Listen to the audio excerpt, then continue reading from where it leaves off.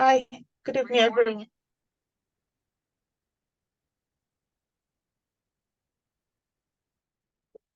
Good evening, everyone. Can you hear me? Can someone please Good confirm that? evening. Good evening. We Okay. can hear you. All right. Thank you very much. So my name is Rita ABS. So I'll be taking us through software testing tonight. So I'm going to start with what is software testing? So software testing is the process of evaluating a software application or system to identify defects, bugs, and potential issues. So, like I said in the first class, in the previous training that we had, rather. So this concept, this definition is basically what the software tester is. So a deep understanding of this is 25% done. I mean, you are halfway, or let me say 25% of becoming a tester. So this helps you to understand, and by the time you start the practical aspect of it, it will align to make sense if I can use that word.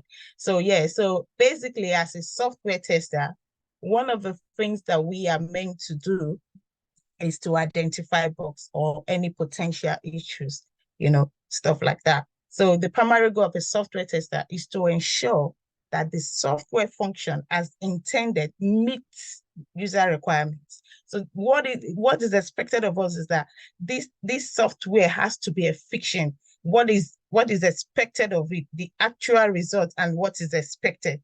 So those are the basic things that is required of a software tester to to to kind of carry out, for us to find out if there are any bugs that we if there are any impediment, if there are any blocker that we affect the users, from getting the intended result, the expected result. So I'll move quickly to the next one because I have to be conscious of my time. Yeah. So why software testing? So I have these three questions here. Who can be a software tester? The roles and the responsibility of a software tester. So I'm going to start with why software testing. Software testing is a rewarding and valuable career choice. So starting as a software tester can serve as a stepping stone to various roles in the software development life cycle. So if you start with software tester, there's that potential for you to grow into a developer, into a QA manager. There are lots of things you can do, even becoming a data analyst. If you start with software testing as an in IT, then as a software tester, you can work in any organization and are highly valued. So highly valued because without software tester, trust me, nothing will move forward, in the sense that we are of high demand. We are required because if something is being produced, they need somebody to test it. That's where we come in. And not basically only products in terms of software. So say for instance, imagine you buying something in McDonald's and you ordered let me say burger, and you are being given something like ice cream. That's not what you ordered for. So those are the things that we do. So that's the expected result is supposed to be a burger. Imagine you getting ice cream. So these are all the things. So, and again, they are anyone can be a software tester. Who can be a software tester? Ideally, anyone can be a software tester, in the sense that we all practice testing in everyday life, in the sense that everything we do, we test it. We want to cook, we test it. Or we want to eat, rather, we test it. Or we are cooking, we test it. Or even the last example I used was even as a mother trying to feed a baby, if you have to test it to see if the temperature is okay for the baby before you give it to the baby. So, but what sets us apart, despite the fact that everybody practices testing, is the extent we go. Because you as a tester, you have to, when they say you have to go extra mile. If as a tester you are not raising bug, trust me, then you are not effective, because that's what you are meant to do.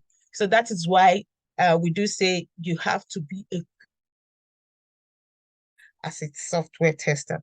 So as a software tester, I think somebody was making a comment that, oh, we are always looking for something that is not missing. Yes, you just have to, because the error is always there, the bug is there. You just have to be detail oriented. You have to be passionate, as well as you have to be enthusiastic. You have to have eye for details. You have to go extra miles, make sure strong analytical in everything you are doing. You have to bring that skills to become a software tester, because all these are like the soft skills you need. So in BlueSky, you will then be taught the technical bit of it. So as a software tester, there's also job opportunity.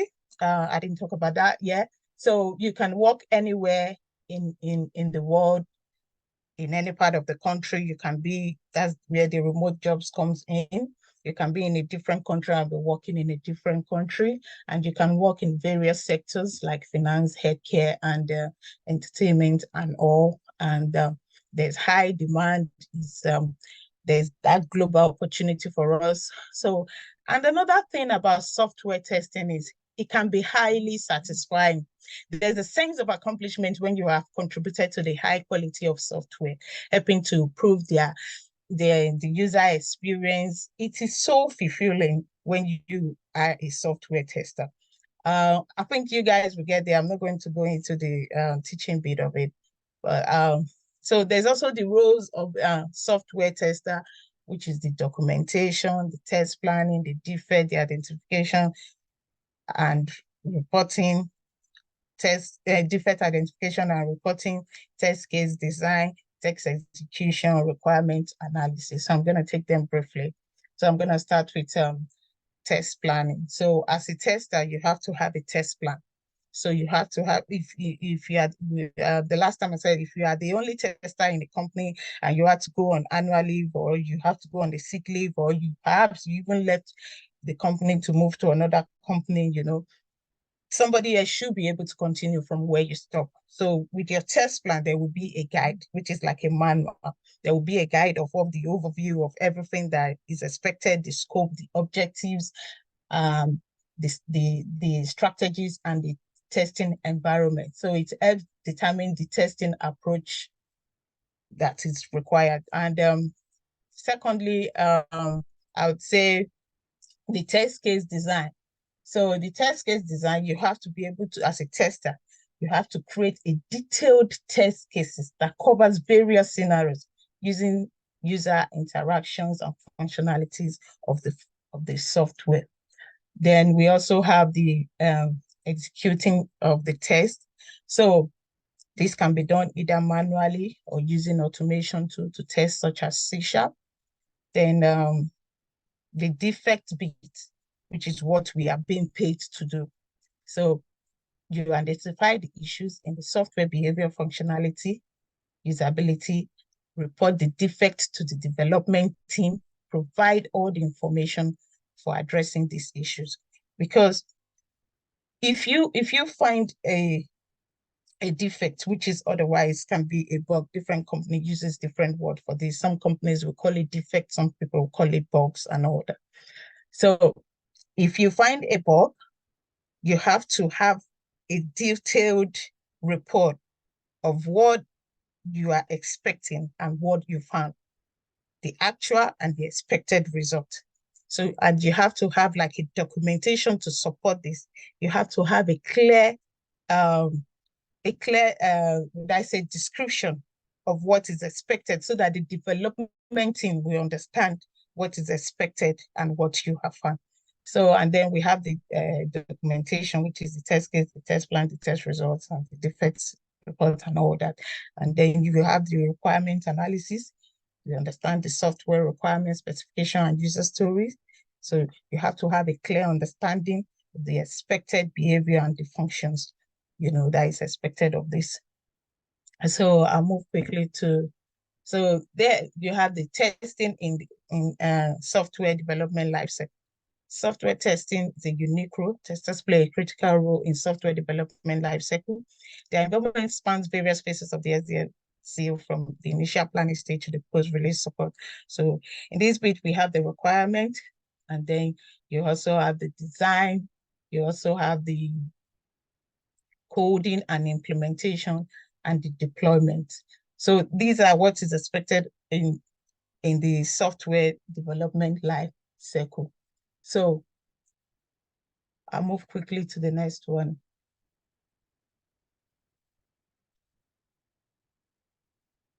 These are the tools that is required. We'll be using Excel.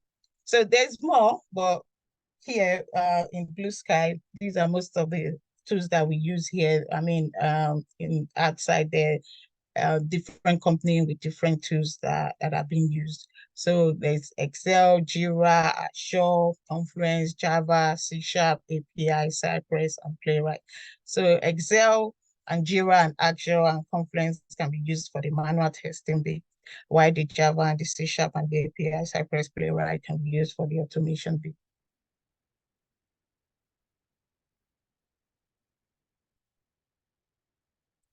So in the agile ceremonies, we have the daily stand-ups. So in this this is why they call it placement for you guys. I think that's the word. So work placement. So we'll practice agile ceremonies, which is every day you have daily stand-ups. This is exactly how it is in the real world or outside when you get the job. So that is why it has been called work placement. So you do the daily stand-ups. This is where you come and tell the team if you have any impediments or anything, what is the where the project is at hand, if there's any impediment, if there are any issues or any blockers.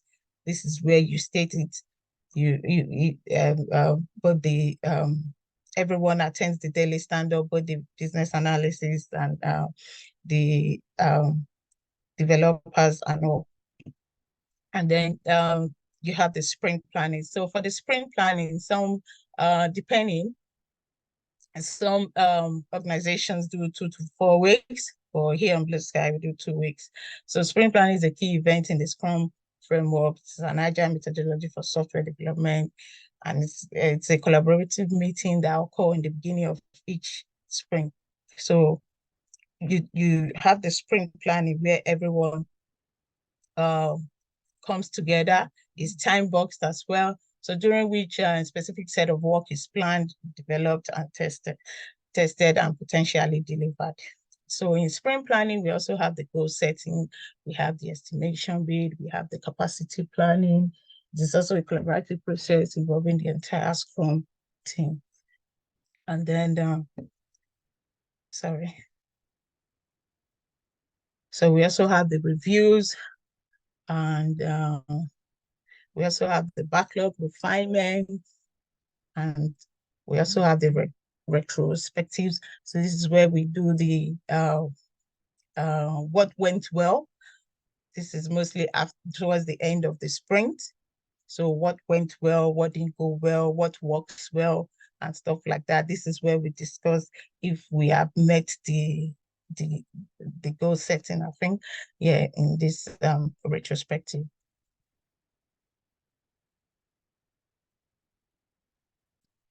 So average salary expectation is 34 to 35, let me just say 35,000 a year, depending. It could go more than that. And that's as of the 11th of September. And this is also from different organizations like Barclays and BBC and Holiday Extras and all.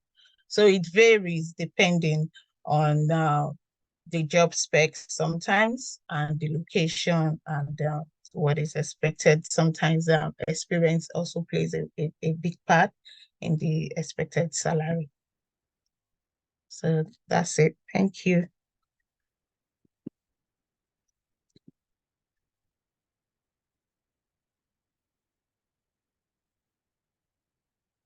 Hello, Lam. I'm there. I'm trying to stop my I background still noise. have enough time, right? No, thank you so much, you're darling. So, before we go to Q&A for you, thank you so much, Rita. Thanks for shedding light to what a software tester does. Yeah. So, we'll just quickly take a testimony from Rexford before we go to the Q&A. Yeah. Rexford, are you ready for us? Yes, I'm ready. All righty, shoot. Thank you. All right, thank you. Allow me. Good evening, everyone. My name is Rexford, and I am a certified QA automation engineer. I'm truly honored to share my experience with you all from how it started here at BlueSky to the professional world. So to you all on this call tonight, I want to say welcome. You guys are embarking on a journey that is not only educational, but also life-changing, because I'm actually speaking out of experience. And I hope that my journey can provide some inspiration as you navigate your own path. So it all started when I met one gentleman prior to being a QA. With the nature of my job, I used to go for lots of trainings and lots of seminars. So one of the trainings I met one gentleman who, through conversation, we were talking about how technology is taking over and all of that. And he told me about software testing. He told me he had done this training and, it's to do with software testing, and he's going on with it. So I was intrigued, and he told me he can give me the contact of where he did the training. So, long story short, he gave me the contact of the institution. I reached out to them. And with this institution, before you start training with them or before you start an internship with them, they sort of give you an artifact. So like an introductory video to some of the calls, the mentors, people who have been through the training and all of that. So I'm not trying to be funny, but one of the contacts was a Ghanaian. So I reached out to him and I was like, oh, this, I saw this course, I want to embark on this journey, blah, blah, blah. And he was like, oh, yes, Rexford, you've got the right person, but I want to advise you, there's this institution called BlueSky Citadel, which is very good. I mean, he said very good stuff about BlueSky. You get to have the work placement experience, you work with different teams, so yeah, that was how I got to join BlueSky Citadel. And when I joined BlueSky Citadel, I was excited, I was nervous, I was full of curiosity. But now, looking back, I can confidently say that every opportunity I seized during the internship played a very crucial role in shaping who I am today. Every experience I had during the internship enriched my knowledge and perspective, to be fair. So I want you guys to know that you have to embrace every opportunity. Of course, my journey was not without its challenges. There were moments of self-doubt, uncertainty. There are times you question yourselves and all of that. But let me tell you, it's during these tough times that we grow the most. During the internship, I learned to persevere, to seek help when needed, and also believe in my own abilities. And one thing I can't get over or stop saying is the help you get when you're in BlueSky Citadel. There is help everywhere. So from the time you start the internship, throughout the internship, the interview, even as at now, even on Monday, I called one of the mentors on here. It was Monday morning, there's always help. Like I called the person, I needed something, and I called the person as early as 8 o'clock, 8 a.m. Like this is what I'm saying. Like there's help everywhere. So make good use of them. You have mentors, you have buddies, make good use of them. And one of the most rewarding aspects to be here It's the connections you make, the connections I've made, my teammates during the internship, the tutors, the mentors. This relationship provided, invaluable support, guidance, and opportunities. Because one thing we have to remember as well, that the people around you can be your greatest source of strength. Whoever is around you, your team makes you who you are. So the support is there. I mean, whenever you need anything from anyone, people are there to help you. I quite remember during the internship, I needed the first time, I always say the first person who sort of showed me love, like I reached out to a mentor and I told her I was facing this issue, so she was like, oh, okay, let's jump on a call. And we spent like 4 hours on call. You can imagine. I was exhausted. I was like, okay, so can we do this later? She was like, no, Rexford, you have to stay on the call. For someone to spare you 4 hours of their time to try to help you to get things done. I don't think you'll get it elsewhere. People are willing to help. So the relationship I made here as well played a major role throughout the internship. I got to work collaboratively with other team members, which is the business analysts, the scrum masters, the developers. We are working on real life projects. So you don't only get the knowledge of being a QA, but you get the knowledge of other, roles as well. And as I reached the end of the internship, I faced the exiting year challenging tasks of entering into the professional world, because sometimes after the internship, you're like, oh, okay, I'm done with the internship. What's next? But I want to emphasize that the skills and the qualities you are going to nurture here will serve well beyond these walls. Trust me. So yeah, I applied the critical thinking, communication, and team skills I earned during my time here to my job search. I embarked on the job journey. It wasn't easy. There were rejections. Rejection was part of the process, but there are mentors as well. During my time before interview, mentors, there are mentors who helped me. Like sometimes you stay on call 2-3 hours at night, prepping you. So before you go out there, before you go for interviews, you are fully you are fully ready for the interview. After the interview, you will have people checking up on you, Rexford. How did your interview go? Is there anything, I mean, I can't really emphasize on that. The help is there.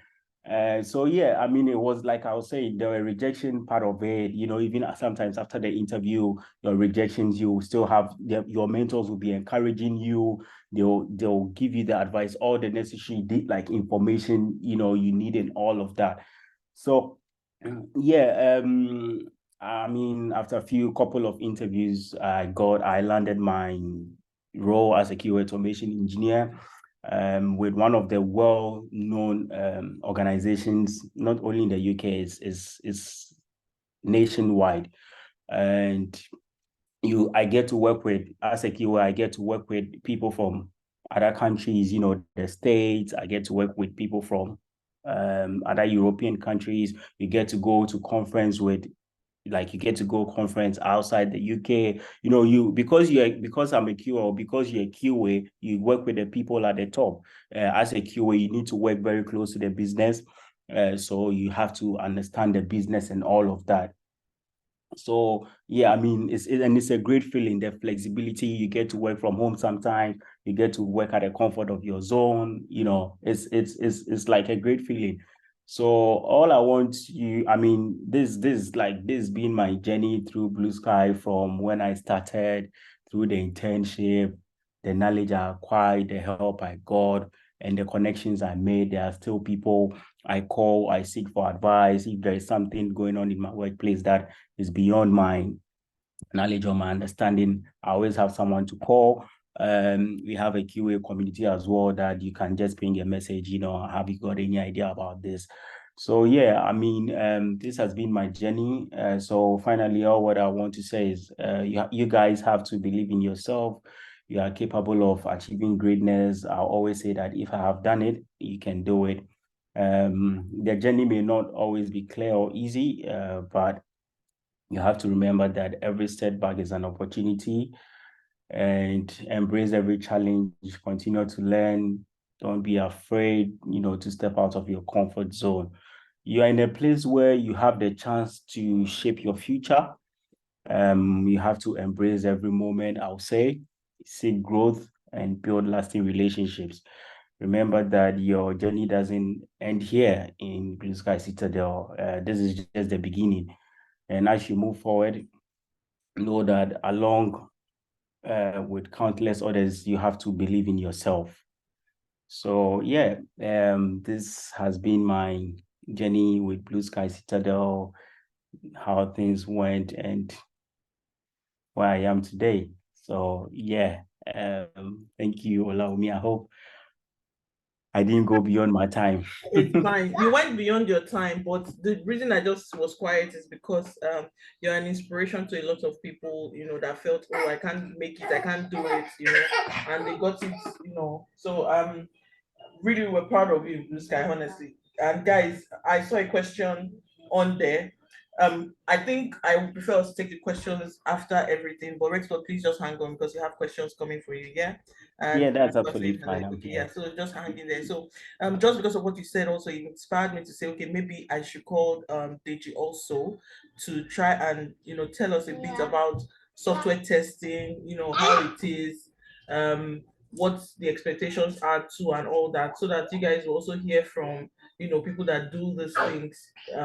Like most of us that have been speaking, where I won't use the word too recent, don't get me wrong, but someone like Deji that has been in the game for like 100 years, let him say his own experience a bit, and tell us a bit more about software testing in itself. Yeah, Deji, I don't know if you're up for it tonight.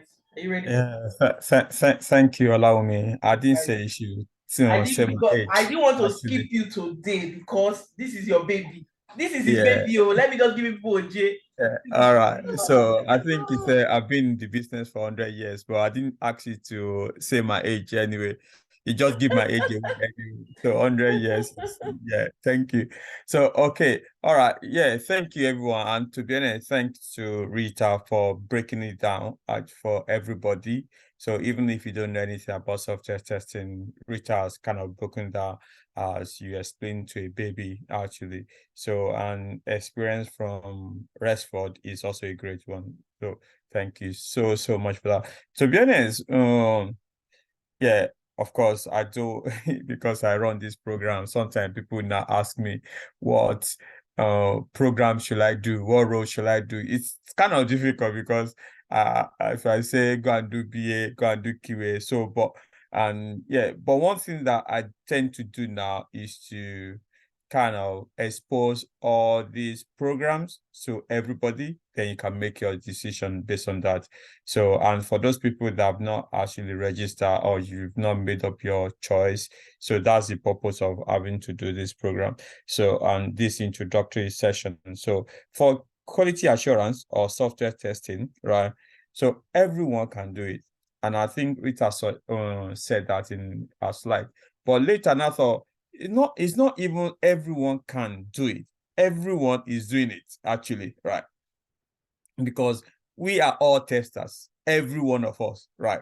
So for women in our midst, there's no, yeah. So most of the women that like testing, I like testing as well. I like testing soup, meat, whether it's cooked. Yeah, it's part of testing. So, and you have a specification in your hands that you want to test, actually, whether it's salty, it is sweet, it is sour, and those are the specifications that testers are using. But the only thing is only that we test softwares. And if you look at the fact that even with softwares, most of us, if not all, have actually tested one software or the other, right? For instance, when you buy a new phone, a new laptop, you fire up an application, and what you are trying to do is, does it actually work? So at that point, what you are doing is testing, actually. So in your brain, you have a requirement and you know the application. You are trying to ascertain or validate that that application does what you are looking for, right? Now, for instance, when you install Zoom for the first time, most of us will try to click around to see, does it work? Does it work? That word, does it really work? It's software testing, right? So you are actually testing that that application works. As a software tester, that's what you're going to be doing, right? So technically, someone is going to be paying you for what you are actually doing. Something like when I went to, I go for interview and I said, so it's okay if you want to pay me. I enjoy testing things. If you are the one of those people that even your parents has actually kind of smacked you for breaking things because you are trying to know what is under the hood of that thing. So technically now you can come in and people will pay you to try to break things, right? So that is one of the skills that's required. Rita, as you said, that if you are curious, if you're like a curious judge and you always want to know, what is happening, and your question is why. So basically, software testing is a good place for you and for you to take a career in software testing. And there are two arms of software testing actually. So major arms, I would say, because there are other fields, and to be honest, is being actually expanded now. So, but for now, we'll talk about the manual testing and automation. Manual testers, you don't need any experience of technical skills and everything. So, and there are a lot of manual testers out there, a lot of manual testing roles as well.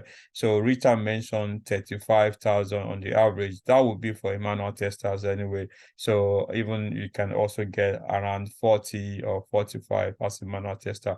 For automation, so that one you need a bit of knowledge of coding or something like, which we're going to also teach you anyway. So even you don't need to have technical background before you can do automation. We have a framework that has worked for many years now. So we teach this automation as a building block. We actually tell you, put A here, put B here, put C here. Eventually, before you know, it's ABC actually. So, and this framework has really, really worked for us actually. And you can hear some testimony from different people that even before they joined the program and they didn't know anything about software testing. After they joined, they became manual tester, and within few weeks actually, because like I said, everyone can do manual testing. What you are going to learn here is how to move from being an ad hoc tester that we were before into a professional tester. So that's what the program will do for you. Then you are going to be testing based on script. You are going to be testing based on some documentations that you need to provide. You are not going to just take the application and click around. But even in testing, there's still part of that. We call it exploratory testing. It's another form of testing where you don't even have anything. You just kind of take it and ad hoc, you just test it. But that is one part where, but if you still want to now move forward and you want to now use a different tool to be able to automate the testing, we also going to tell you those ones as well. But of course, manual testing will pay less, then automation pay more. So for automation testing, you can be in around 50-something thousand, but the sky is basically the beginning. There's no limit on in software testing. So that's what I can say now. So if you want to take a career in software testing, so this is the right place to be honest. So we have a lot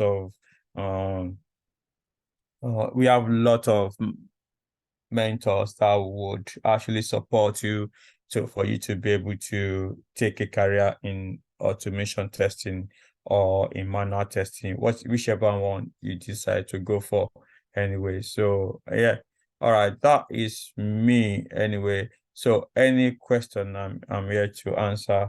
And of course, Rita is also there, and Resford can answer as well.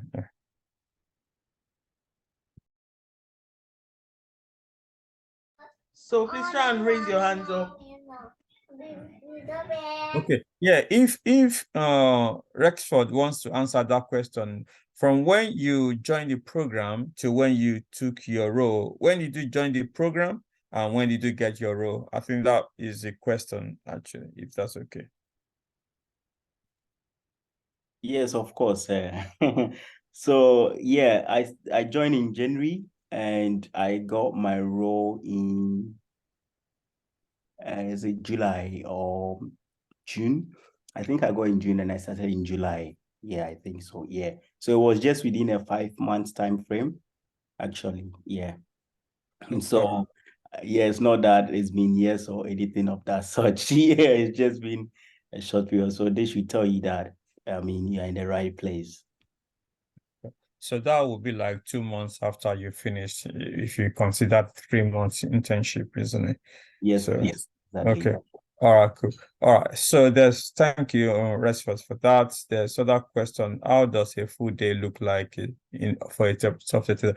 That is a brilliant question, actually. So technically, Rose, I'm coming back to you. So what you're saying is like, what will I do at work? Yeah. And I think, which is another thing, I'm not sure I should pass it to Resford because my day now is a different, actually, because yeah, I've been doing for many years now. Yeah. Over 20 years now as a software tester. Actually, that shows that I've been consistent in the field anyway. So, but yeah, technically as a software tester, your day, I'll ask another person to talk anyway.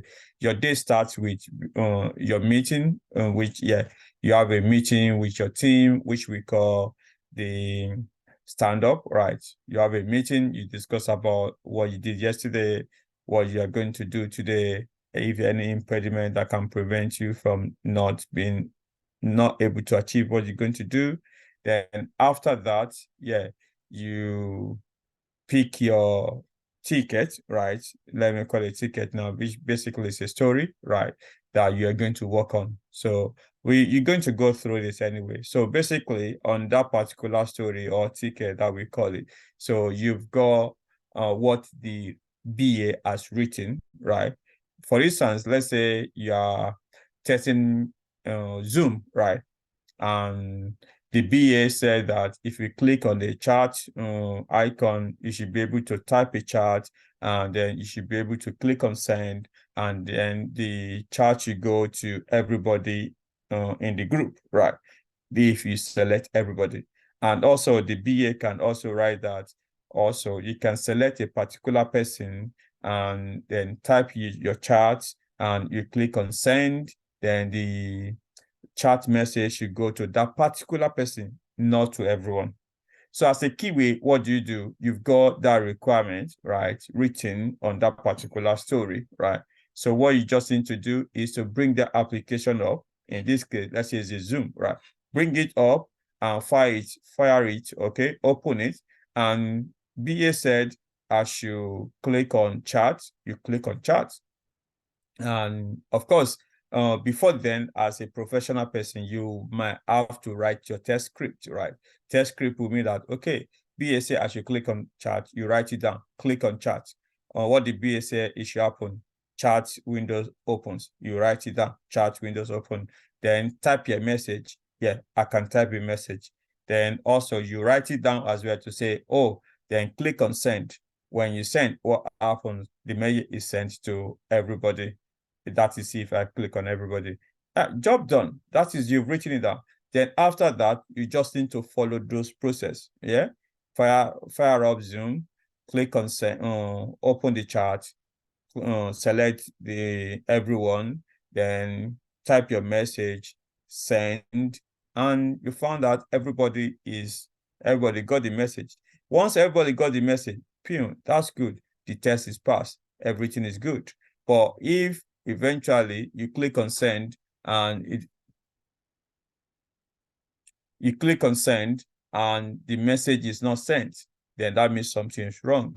Something is wrong means that you need to raise a bug, right? That means a bug is like there's a difference between what the application should do and what is currently doing. You raise a bug, and once you raise a bug, the developer fixes it again, and you do the same process again. So that's it.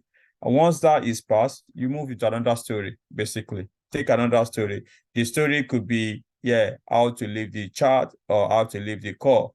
Click on leave, and then you leave. And you just try to ensure that what the application is doing aligns with what the requirements is. That's all, basically. Yeah, that's day to day, and that's what you're going to be doing every day as a QA.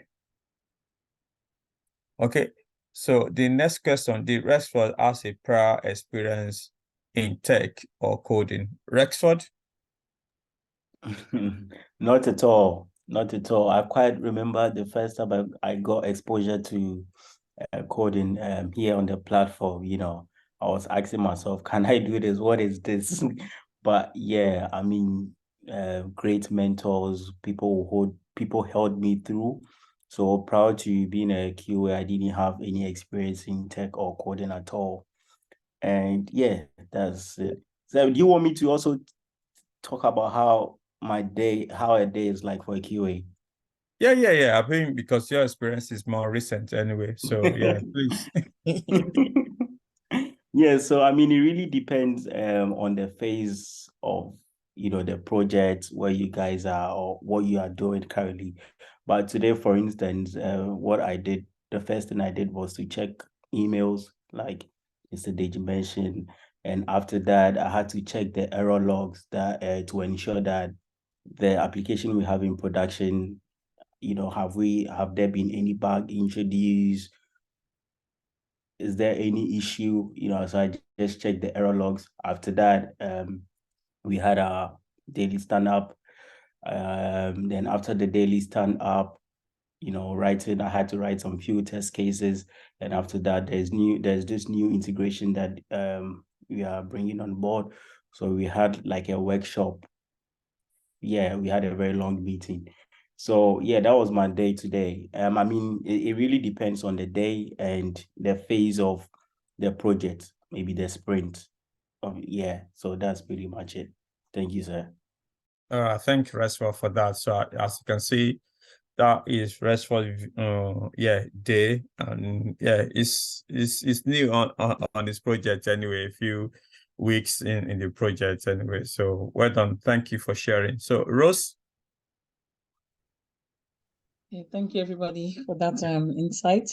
My question is I've been looking through, like, since we started the program, I've been looking through jobs, and I find with software testing, especially with automation, there's so many, like you said, languages and tools and too many. Like, it's kind of overwhelming and frightening. I don't know, how is one going to be able to contain them and know what you're going to do? Is there an area of specialization? Are you just going to do everything? I don't know. I mean, it's a little frightening. So I don't know how you guys are going to help us with that. You can just explain a little about that. Okay. So I'll take that. Okay. Is that okay, sir? You can add to it. Yeah. So like I said in one of the slides, we have different tools. So it's broad, it's vast. It's not, I mean, but one good thing is if you understand one, you can easily navigate into another one. Bear in mind, there will be new tools coming out. So that's why we talk about self-development. You have to keep updating yourself. So even though maybe now you are good in C# and they come out, they say, oh, your company wants to move into using Cypress or Playwright. It's just a matter of, trying and transit into that. So with your previous knowledge, you'll be able to, I mean, sometimes it's only a slight difference in some of them. They are mostly similar, let me put it that way. So it all depends. So if you look at that, you will be discouraged. But once you specialize in one, C#, for instance, if you want to check the job spec, just say automation testing in C#. Don't just put automation. Definitely some of them mix it up. Even some job spec, they mix it up. Some will ask for Java and C# together. Sometimes I feel they are confused. I can one person, but some people have that skills, So, but with you, don't be frightened at all with the job spec. get to understand one first before you get to know another one. I mean, it's a phase. You can continue to grow. You can continue to develop yourself. I don't know if Mr. Did you want to add to that? Yeah. Thanks, Rita. So, one thing I want to say is that automation now, I'm going to come back to in another way to answer the question. For automation, right? So it's like social media, right? You have Facebook and you have Twitter and you have TikTok. And to be honest, you've lost count on how many of these tools there are anyway. But one thing that is so important to know is that those tools are similar. And not only that, because the people that are bringing it out want it to solve an issue, and they make it a bit intuitive, right? So that at least it's a bit easy for people to switch from one. The major thing is starting, right? So, and that is why you guys are here actually to learn the starting point. Once you are able to grasp that, then you are able to then, use the other. Also, as you guys are going to be using Azure DevOps as one of the tools, right? Whether you're manual automation. So Jira is another one. They are quite similar, to be honest. Once you know Azure DevOps, you are able to know Jira, whether even it's a tool that every tester will know, even BA also will know it, and also the Scrum Master. That is applicable to everybody. But one thing I can say, even leaving automation, there's also manual testing that you don't even need any automation to do, right? So that is another area that even for those ones that say, I don't want to do automation, so I want to do manual. And there are lots of jobs, if you can search for those ones as well, there are a lot of jobs that doesn't require any language, any tool, and they don't even use it, right? In fact, you have more of them at work, right? So you can have a project, you have maybe 4 manual testers, and you have 2 automation, right? So that is that. They will use the automation for regression and everything. There are a lot of manual testers because there's still place of people checking that application to ensure it works. It's just the issue with artificial intelligence. People think artificial intelligence will actually take your job and everything, but there will still be place of people. The same way with computer as well, automation. So manual testing is still very, very big in the market, and it's a not cake, right? So I hope that answers your question, Rose. Thank you so much.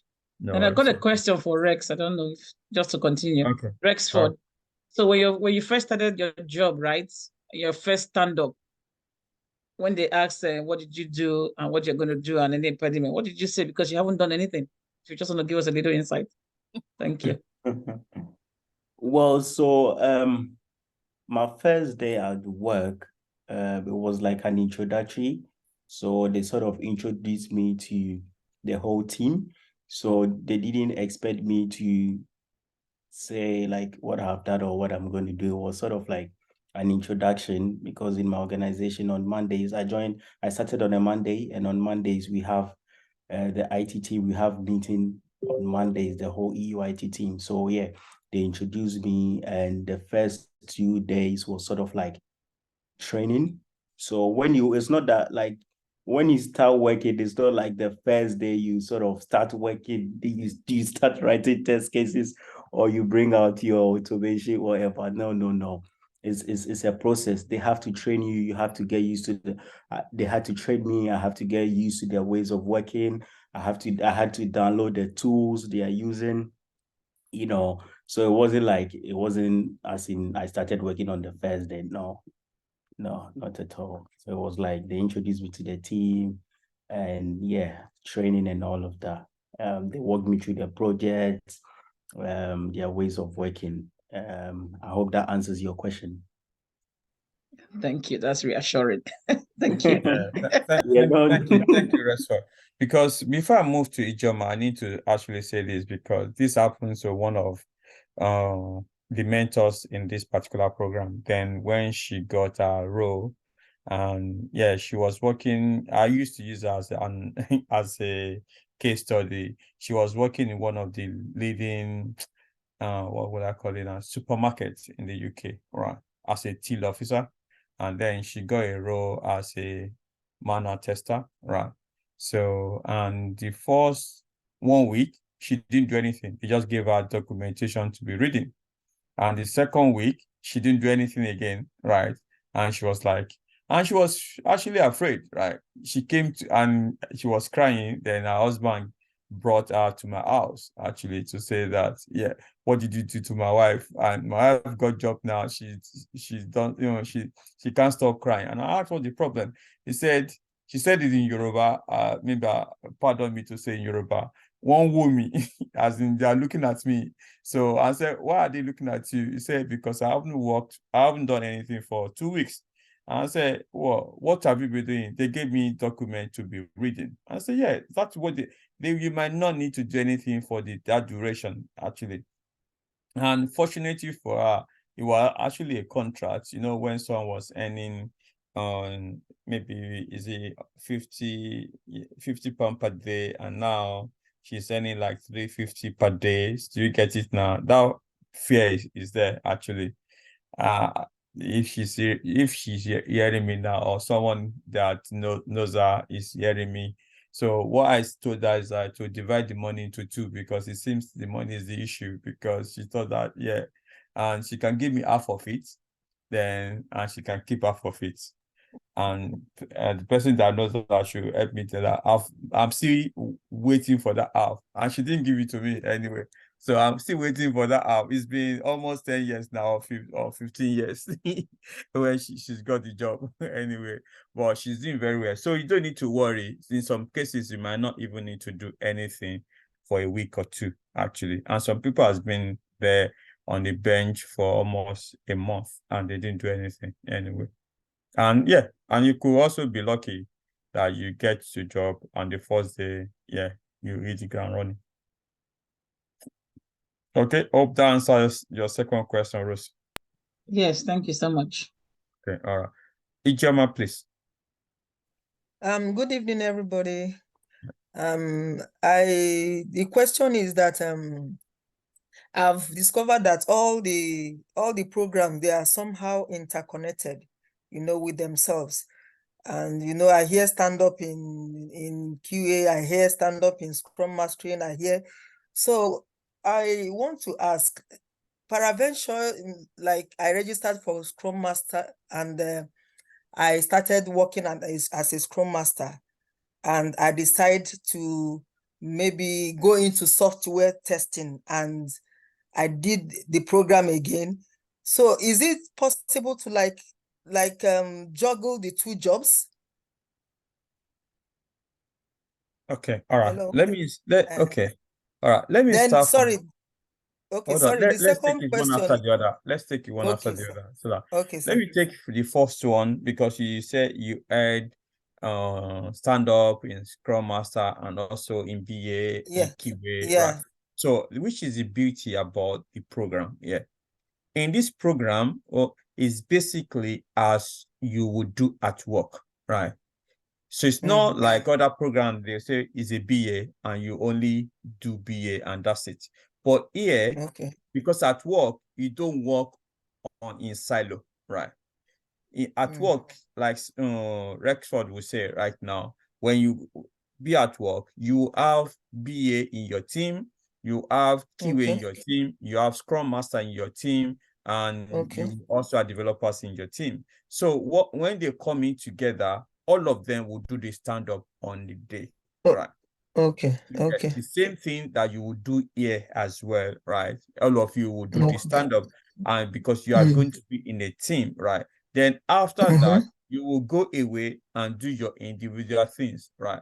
And you come back again the next day and you do a report of what you. So that's the beauty here. So you are going to be developing application together, and you are going to do that together. So when you go to interview, you also be saying that I work with Scrum Master, and you'll be able to know what they do on peripheral. Do you get it now? So that I would advise you. So someone will not say I'm a QA, I'm not interested in a BA. That is totally wrong, because that's where we'll put you with the BA, so that you can actually even if you don't know what they are doing, they come for the stand-up, they say what they are doing, right? They come for the demo, they say what they've developed or what Yeah. they've written. So you can actually know what they do, actually. So which I think is good. So Okay, now sir. to the second question, in terms of having to juggle the two together, of Yeah. course, it won't be on the same row anyway. Let's assume that you get 2 rows, right? Can you do Scrum Master in one and do QA in the other? People do it. It depends on how rugged you are. I don't know, because in this era that most people work from home, right? So you can decide to do that anyway. So, but with the QA, there's less meeting. With the Scrum Master, basically, you need to look at what you are doing right now. For BA, they have to do elicitation. So you have to hold the meeting, right? For the Scrum Master, you have to remove impediments. You might have to hold the meeting with people that you want to hold the impediment. For the Scrum Master, if you don't have any issues, you're going to be in your computer by yourself, and then you can do whatever you want anyway. So you are kind of free anyway. So each one of them has what you can combine, what you cannot combine. Do you get it now? So because there might be meeting, the other one might have less meetings anyway. So that's another thing you can do. So, but yeah, that's what I can say anyway. Yeah. Okay, so sir, we're talking about your average day, you know, how the average day goes. What is like the average hour for, maybe, I don't know if I would say for each job or whatever, because basically one of the reasons why I decided to do this is because it's a job you do from home, and you know, it gives you the chance to be with the kids and take care of them and all that. So I would like to know, like, what is the average hour in a day, or is just because you say it's flexible, or it's just anytime you can call for a meeting? Or Okay, so it's not you in the UK, right? Most companies will start at 9 a.m., right? So, and most people from 9 to 10, right, they will do the stand-up, right? That's where you meetings. After the stand-up, you might not have any other meetings except from your sprint planning, your retro, which you're going to know that and when it's happened, because most of them happen fortnight anyway. So most companies will start at 9 o'clock. You finish at 5 o'clock or 5:30. And in between that, you have maybe half an hour lunch or 1 hour lunch anyway. So that's that. But like Resford said as well, if you are fortunate to work with people in the US, right, there's a bit of flexibility for some company. They can ask you to start from 12 o'clock or 2 o'clock, and then you finish at 7 o'clock, because that's when American days will start. Do you get it now? Yeah. So but majorly in the UK, it's 9 to 5 p.m. Okay. Thank you, sir. All right. Okay, all right. So I think our time is fast spent. I'm going to close now. So, what are the difficulties you could possibly encounter as a QA? Okay, as a QA, what are the challenges that you face, right? One of them is when you miss a bug, right? But like, for instance, now, let's take Zoom for instance, because you're on Zoom now. So you click on leave on a meeting and it's not working. And that means everyone can join a meeting, but they cannot leave. You know what it means? That everyone's going to be in that meeting forever.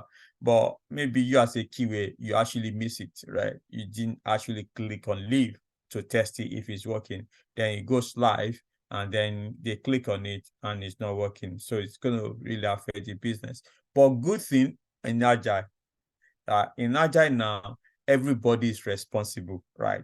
So it's not that, okay, because the keyway actually missed it, then you're going to come with an hammer on the keyway. So it's no longer the case, basically. But of course, the keyway will know that, what did I do? So that's where it's good to write what you've done down, right?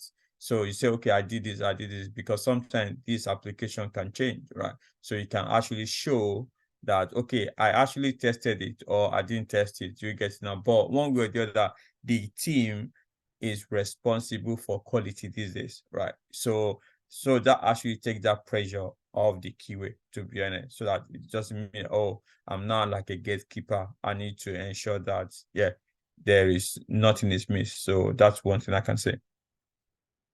So Raju, hope that answers your question. With this training, prepare us to get certified as a QA. Okay, that's a good question. A mentor on this program actually called me. I was speaking to him. He wanted to do a certification, and then he was like, "Okay, I'm doing this certification." And I said, "Okay." Then yeah. So this program will prepare you to get job, right? Of course, we'll prepare you to get certificates as well. But however, most of the certifications these days, they are dumps. Dumps are real questions and answer that you don't even need to read up for. Do you get it now? So basically, what you just need to do to get certified, hopefully I'm not saying it unrecorded, unfortunately, but it's just to get it done and do it. But once you pass, but that might not get you the job, right? It's the practical that get you the job for you to be able to say that I did it. But certification sometimes, which is open, everybody can get certified now. Certification can help you to get interview more because it shows that you've been certified. So, but we'll give you the tips, what you need, and also we can also give you where the dumps are so that you can be able to get certification. But the major thing on this program is the practical part. Of course, there's theory that we do on the job anyway. Hope that answers the question, Alex. So, are there any job in the market for young people, and how challenging could it be? So I think that's a good question. For young people, I think you're in the right place. There are lots of jobs for young people. Even starting from apprenticeship, actually, right? That you just go and they give you apprenticeship. Some of them will give you like 2 years contracts, right? And they ask you, okay, you work for us for 2 years, and they then give you to another company that you work for. But it might not be kind of big money, but it might be around 25, 30 thereabout. So, but then after 2 years, you are free to kind of do whatever you want. So that is one for young people. And also, yeah, on this platform, I used to also say I had some people that actually went through my program as coming from Nigeria, I think as a secondary school leaver, right? They just finished secondary school and they came on the program. I was their tutor for 2 years actually as they go through uni, right? When they enter on the program, they were into uni then. So even when they finish uni, right, they've already got like 3 years experience on my program, right? So when they went to apply for jobs, they even apply for sponsored job actually. The company, even one of the leading banks in the UK, has sponsored them actually. So because then they got experience, they went for interview, they were able to say, I've done this, and their CV did not actually. They are not submitting CV without experience. They are submitting 3 years CV, and they are also saying this is what they've done. Right?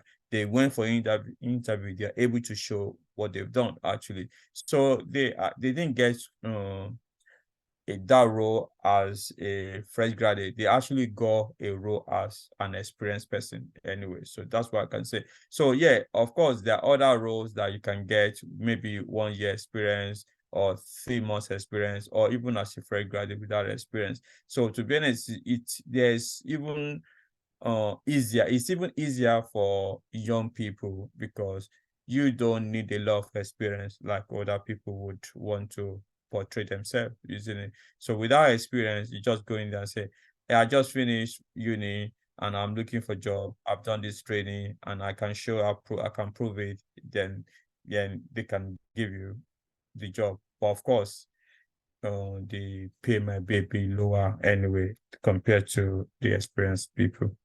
Okay, if I did not find job in my country, can I apply to the UK for jobs what do you think can be easy? Nothing is easy. You just have to push on. That's what I can say.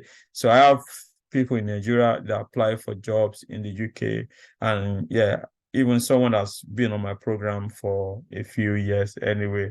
So then he applied for program. I think even right from Nigeria now is working in the UK, in Europe, not in the UK anyway. So you just need to apply, yeah. And the fact that you've got a UK experience will open some experience for you. So right in Nigeria, I've got people that presently the person is still in Nigeria but is working abroad actually. So yeah. So would that be easy? I don't. You just have to be consistent anyway. So I have a lot of people that are on the program and they are still in Nigeria looking for jobs abroad anyway. So it's possible. Can you tell me the best certification for QA? Okay, so there are two levels, yeah, for certification for a QA. So one is that because we are agile, agile house. Okay, so you need to get certification in agile. It's very, very important because most people will be looking for someone that's been in agile industry or you work with agile. So certification in agile is really, really important. So you can get that. So then also you need to get certification as a QA. So the one I can recommend for certification in agile. So we have a partnership with Scrum Study, right?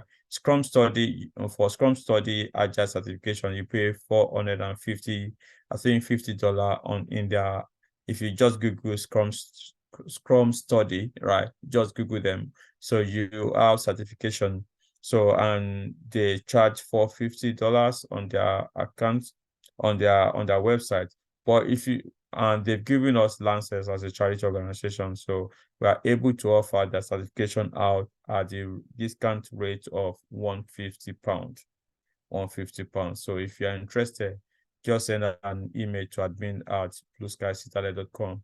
So that's what I can say, admin@blueskycitadel.com. Or you can go to certifications.prepmajor.com, certifications.prepmajor.com. Then you'll be able to see those certifications and you can confirm. Then also for QA, I would also say that you should do ISTQB, right? So even if it's foundation, that will really, really help you as well. So for certification, yeah, you can do that one. Okay. I think. Okay, so someone is just saying that the QA DOM still works. Someone they gave just passed recently. Okay, cool. All right, so yeah. Okay, all right, I think that is all. Thank you so much, everyone. So for those ones that you've not applied, you still want to apply, I'm going to send the link to you now. So that is the link. So just apply, or if you have someone that you think they can actually benefit from the program, so please do send it to them as well, and so that they can apply. So that is for the certification as well. So for those ones that are interested in certification, just click on that. That's for the Agile certification. And the first link is one for the software testing course. Thank you so much, and we'll see you in the program. Cheers, everyone. Yeah. All righty. Cheers, everyone. Thank you so much. Thank you, guys. Good night. Thank you. Thank you. Good night, you. everyone. Thank you, everyone. Good night. Thank you. Thank you. Good night. Good night. Thank you. Good night. Goodbye.